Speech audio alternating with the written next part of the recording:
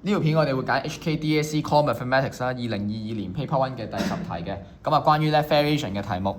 好啦，佢而家話俾你聽 f(x) 咧係 partly various as x square 啦，同埋 partly various as x 嘅，咁所以我哋可以咧 let 翻 f(x) 咧就係等於翻 k1 個 x square 加 k2 個 x， 然後俾咗兩組牽寫 f4 咧 f(4) 咧等於翻96，同埋 f(-5) 咧等於翻15嘅。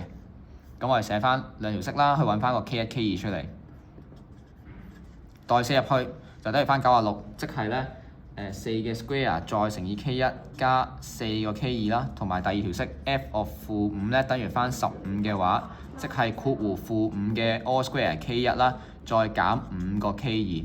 咁因為我哋踏入咗咧 A2 啦，我哋咧 simultaneous equation 咧唔使寫嗰啲嘅steps 啦，我哋直接撳咧我哋 program 就可以直接寫 solving gives 揾到 k1 同 k2 出嚟。好，撳翻我哋個 program 啦。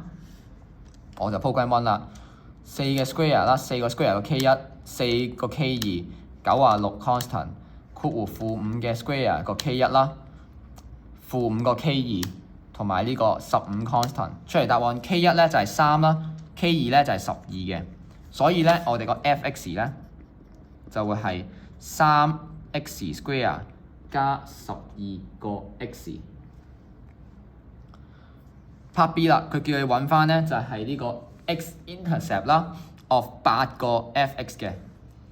咁咧8個 f(x) 咧其實咧都唔緊要嘅。如果你要揾翻咧，就即係8括弧3x square 加12x 等於0啦。咁而 write down 其實咧個8咧會弱咗都唔緊要嘅，係啦。咁咧我哋只要咧撳翻個 formula 01、3、12同0咧照打都得㗎，就係0同埋呢個-4。咁所以寫 x-intercept 咧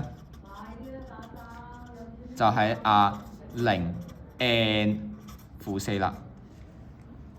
好 ，part C 咧佢就話咧 find the range of value of k such that 咧 f(x) 等於 k 咧 has two distinct roots。咁如果諗起呢個咧就即係代表緊 delta 要大過0。好，咁啊即係咧3x square 加12x 減 k 要等於0，delta 要大過0嘅話，即係12 square 減4乘3乘翻負 k 要大過0。OK， 咁即係144去加12個 k 要大過0，所以 k 咧就大過-12啦。